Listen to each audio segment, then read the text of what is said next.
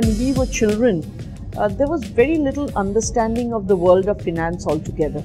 I don't think we studied anything regarding finance in school. We had all kinds of subjects, but we never had anything on finance. Childhood was such that, there was just one earning member, that was my father.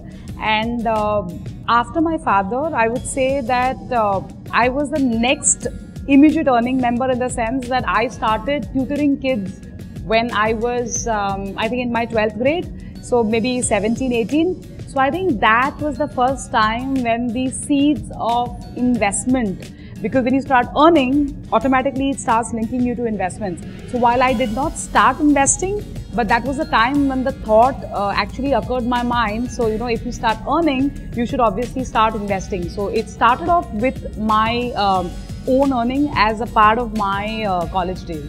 I think my father did. He used to manage the family money. But my mother and grandmother were both working independent women. Unfortunately, they left the financial aspect of all of that to my father. So, growing up, it was really my father. And at that time, people were not as financially savvy, right? So, it was PF and deposits, and he had just started dabbling in stocks. My father, who has started many businesses in his life, failed and made successes of them. So, I really look up to him. And my mom, who did her home business.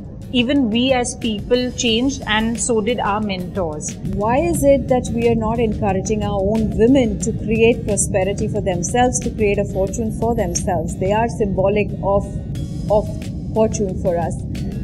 Traditionally in Hindu families, you would say Lakshmi ghar aayi hai each time a daughter is born or a daughter-in-law comes in. I think it's important to not think and spend too much time on thinking, oh, I'm a woman, can I do this, how will I be perceived? Just go ahead and do what your heart tells you. I think that is important. Women have not dealt independently with money outside of the home for a very long time. It is only now that they are getting streams of income, that they have their own money and they are able to go ahead and use it for investment purposes. However, even today I find that the women, when they first get their income, their first thought is of the family. First, most important thing is be aware that you need to plan for the finances. So, my mom, for example, when we were kids, she was a homemaker. She never earned through her life, but she used to manage the entire house. So that is where you need to be aware that, when you are able to manage your house so very beautifully, why can't you manage your investment side?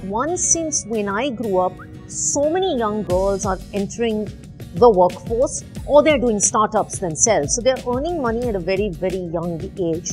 And there's a lot more talk about financial independence.